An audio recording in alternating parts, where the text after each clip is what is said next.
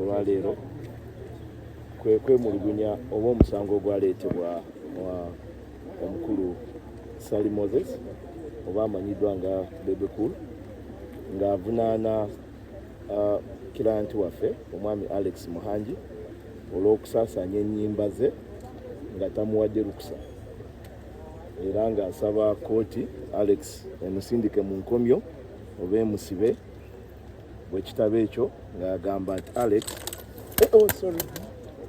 Alex amuliyirire ssente obukadde 500 n'ezigwamu kumpi bukadde 600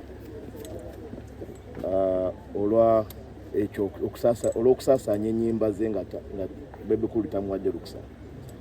Naye nga bwe mukiwulidde tusabye kooti omukulu Alex Muhangi bwe yatuukiridde yatugambye nti tayagala ntalo, tayagala kulwana na Bebe Cool, omuntu gw'atwalanga mukwano gwe era muganda we munywani we nfanfe, tayagala kulwana na Bebe Cool. Alex yatusabye tutegeeze kooti nti emuwa omukisa okuteeseganya ne Bebe Cool ng'ensonga zino tezinnagenda maaso, batuule bagezeeko okulikonsayiringa kuba ba mukwano bagende maaso nga batambuza business entertainment industry. Kooti ekkiriza okusaba kwa Alex Muhangi neeragira nti omuwaabi n'omwawaabirwa Muhangi ne Bebe Cool baweereddwa weeks 2 okuteeseganya. Bwe baba n'abakkirizaganyizza tukomyewo ripooti mu kooti oluvannyuma lw'ezo weeks 2. Bwe banaaba tebakkirizaganyizza kitegeeza Alex aba ayolekedde eruzira. Naye tusuubira nti tekigenda kubaawo. Tusuubira nti Bebe Cool n'ajja kwekuba mutima alabe nti okusaasaanya ennyimba ze Alex kyeyakola kiyambayo okupromotinga music wa Bebe Cool, so ate tegwalibadde musango. Maybe n'ekirala kyenjagala okutangaazaamu mwe public, saagala omanyi Alex musajja wa nnyama ntono, small body man, but big wallet. Bw'omulaba oyinza okulowooza nti kino kyakoze okusaba kooti okuteeseganya ne Bebe Cool bunafu. Saagala mu buyite bunafu, naye kwagala mirembe, kunoonya mirembe. N'olwekyo tusuubira nti Bebe Cool tagenda ku misunderstandinga okusaba kwa Alex okutuula naye, nti era bw'anaaba alemezaamu omuliro n'asalawo ensonga zino azitwale maaso, tuli beetegefu okumwaŋŋanga ng'amateeka bwe galagira. Ate nga tomanya gye biggweera, oyinza okusanga Bebe Cool yali mu katu. N'olwekyo ensonga za kooti tezeetaaga nnyo kuzeemaliramu nnyo. Bw'obanga omuntu akwadde omukisa muteeseganye n'alisabye muganda wange mukwano wange Bebe Cool atulaganye ne mukwano gwe era muganda we Alex Muhangi baddiŋŋane. Nze kyendowooza oba okusaba kwenkoze njagala bafuneyo omutabaganya omu bombi gwe bakkiririzaamu abatuuze abatabaganye. Maybe sijja kwogera mannya naye nze ndowooza kati nga minisita Balamu Balugahala aludde nakinku mu nsonga zino ez'ebivulu ne entertainment, nze ndowooza singa Bebe Cool ne Alex Muhangi bawa Balamu omukisa obatabaganya, nze asobola okukikola n'abatabaganya.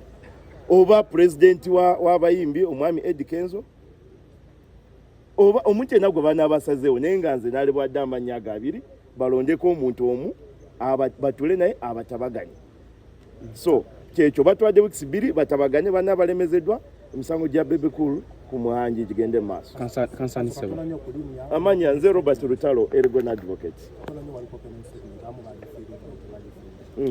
No kooti Alex Muhangi asabye kooti emuwa omukisa okuteeseganya ne Bebe Cool balabe ng'ensonga zino basobola ozimaliriza mu mirembe awatali kusika muguwa. Era kooti ekkiriza okusaba kwa Alex nebawa esabbiiti 2 bateesaganye, then bagize kooti report. Baana balemedde okuteeseganya awo emisango gigende maaso, Alex bamuguleko emisango mu butongole eiza asindikibwe eruzira oba aweebwe beyiri oba asasule alagira okusasula Bebe Cool miliyoni 600 Bebe Cool yamusabye. Omusango guli kumu n'okubanga waliwo etteeka erya lye bayita Copyright Protection and Neighboring Act ng'etteeka eryo liprotectinga copyright omuntu yenna obuyiiya omuntu yenna oba olina ekintu ekyoyiiza noregisteringa copyright waiteeka ero likola ki likuprotectinga against fraud oba okozesa kyoba oyiiyiza nga towadde lukusa. Now gwe musango Alex gwawere nemba nago kati olwokuba Bebe Cool yayiye ennyimba ze n'aziyimba ate Alex n'asaasaanya ku mukutu gwo gwa YouTube. Naye ng'ate ekirala kinjagala tangaze nti ennyimba zino Alex abadde recordinga Bebe Cool bw'abadde ng'ajja ku comedy store nights. Na Bebe Cool bw'ajja n'aperforminga Alex n'amurecordinga ennyimba ezo record gy'abakoze gy'ateeka ku YouTube okupromotinga show ye eya comedy show. So nzira okutali musango kwa Bebe Cool agenda okujja okuperforminga ku comedy night abasasuddwa ate era nga baba tannayimba ategeezebwa nti tugenda ku recordinga ate record gye tukwata property ya Comedy Store Uganda Limited. So Comedy Store erina eddembe okukozesa record eyo mu ngeri yonna gyebeeyagadde kabeeba nga temenya mateeka. So ebyo byonna Bebe Cool alina obiteganya naye twagadde biyingira mu nnyo okusaawa eno kuba tusaba kuddinganya abantu nga ku neighboring right y'omuyimbi yakwata content w'omuyimbi awatali kusaba kuna lukusa n'abikozesa ku platform ye ffenna gye tumanyi nti esasula kasente oba bwali busungu nti ono yali balance tebamumwadde bw'otunuulira ebigenda mu kooti essaawa za leero ebintu ebivunaanwa byatandikibwa kuva 2017 paka 2024 sisuubira nti kuva 2017 paka kati Alex abadde nga tasasula Bebe Cool tekiri kusasula tekiri ku sente wabula this is not about Bebe Cool alone. It's a collective cause for all creatives. Buli muyimbi buli comedian buli muntu yenna ali mu business ya content creation. Yes. Chogaba Bebe nga senior musician akitandikawo kiwendo kati nti bannaye mwatubadde sikutandikawo kiwendo wabula yasobebwa alina right ye ayibeera infringed by someone, so we are trying to enforce his rights through all measures. Binaggwera waggwenga bwolaba mu kulaba okwange koti yesalawo ffe tugenda kugoinga criminal era maaso awo mujja tulaba nga tweyongeddeyo ne civil okusobola okwenforcinga eddembe ly'omuntu waffe. Koti bwe bawadde wiiki 2 mutuulemu olaba mugenda tuula oba waliwo ggume era bw'otunuulira ebbaluwa gye twawandiika yali friendly yali emutegeeza nti bw'oba tokoze bino neweebiti tujja kweyongerayo. So kikulagira ddala nti ffe kuva mu ntandikwa tubadde tuli willing okuba nga tuteeseganya ne Alex. Singa omusango guno Alex mwali gumusinga olowooza biggwera wa omuntu abaasibwa asasula ssente oba byombi? Nga bwe nkugambye ebigendererwa bya criminal law bya njawuloko ku bya civil law. Ebya criminal law kubeeramu deterrence okukungira abaali obutaddamu kukola kintu ekyo kubaako okupanishinga nti okubonereza oyo abaakoze omusango oluusi n'okureconcilinga ne rehabilitation. Kati tumanyi butya kooti kyeneesalawo ku ezo zonna ennya. Omusango guno lwaki mugufudde sifa abagufudde wabula etteeka we liri etugoberera. Bw'oba otunuulidde akawaayiro 48 ak'etteeka lya copyright and neighboring right kakugamba omuntu yenna infringinga ku performance rights z'omuntu asobola okuvunaanwa era we gumusingibwa n'atwalibwa mu nkomyo obutasukka myaka 4. Omusango guno nga bw'obadde ogulaba it is Uganda versus Alex Muhanyi. So Bebe Cool complain and it's criminal. Bwegufuuka gwa criminal Uganda yebeere kuwaabira Bebe Cool complain nti ate nze lawful atonewe oba nze copyright administrator w'ebintu byonna ebyobuyiiya. Amanya gange bampita Ssentongo Ebo ndi munnamateeka ndi entertainment lawyer nkolera nnyo mu entertainment space. Kusaidia Bebe Cool ndi munnamateeka we ndi personal assistant we ndi copyright administrator we. Oyimba copyright byonna babitwalidde wamu. Kisinziira poza okuwabulamu bano kukaidinga munnamateeka wa kusaidia yaffe endala kalabise nga ategedde bulungi oluusi ekyatuleese wano kuba twawandiika ebbaluwa emaze mu saturation okumala ennaku 21 omukulu Alex Muhanyi teyagirespondingako so naffe netutekinga measures naye ekituusewo mu kooti tufunyeemuko okutaataganyizibwa nti munnamateeka oluusi gwe yakozeseza munnaffe alabise nga tategedde bulungi kyatuleese wano kuba okusinziira ku ngeri gye twawaabamu we are not claiming copyright, but we are claiming a neighboring right.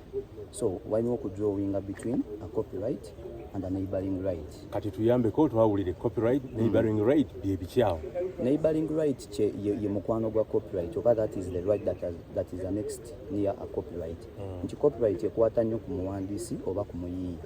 Wabula omuntu yenna bw'avaayo na performing ekibeera kiyiyiziddwa afuuka performer era balina right in the performance of whatsoever performance he has made.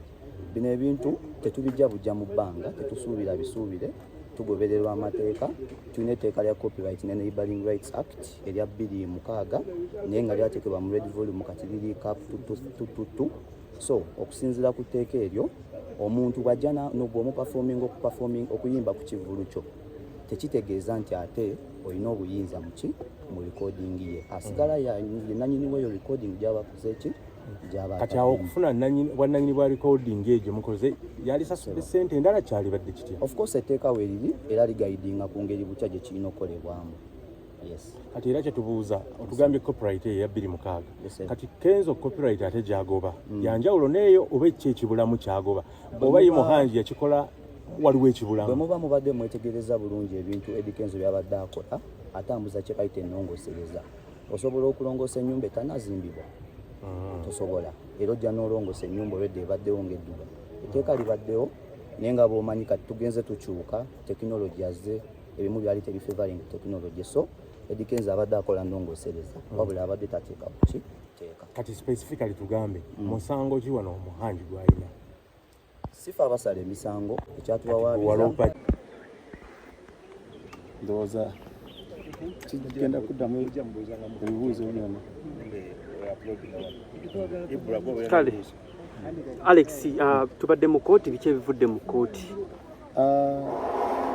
According to the council, my lawyers baawandikidde kooti ne bagisaba nti batukirize tubeemu n'okukkaanya nze ne Bebe Cool oba ttiimu ye tutuule twogere. Tuwadde weeks 2. Ekyo bwe kinaagaana then tukome wano babawe olukisa lw'okuba investigating accounts zange.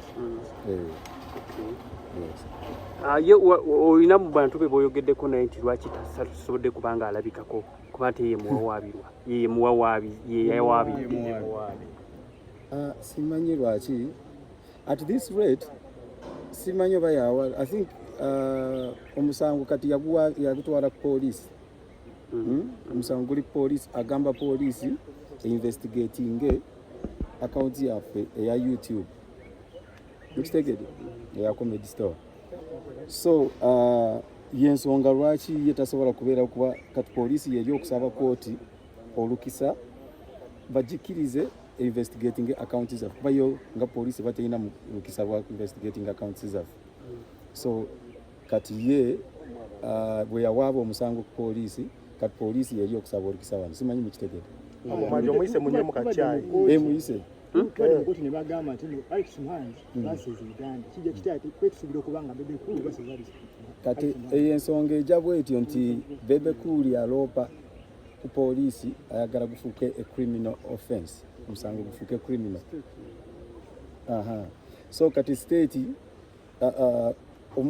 akulira omusango ogwo aguliko gye yawandikidde kooti yalese omusango asaba kooti emuwe court order okukola ki okujja ku investigating accounts zaffe. Ndoza kiri clear. Ngezaako okuggulawo wano YouTube njagala balaga kuba abantu abasinga tebakitegeera nti how can someone upload oluyimba lwa Bebe Cool oba gundi ya Bebe Cool. So eno account yaffe simanyi sobola ogiraba? Ogiraba. Internet alabika mutani. Kanonye wano video ya Bebe Cool. Waliwo ng'eno video ya Bebe Cool. Ngezaako kugi-uploadinga wano. So nfunyeyo video ya Bebe Cool nga performinga ku Comedy Store. Kirikiri awo.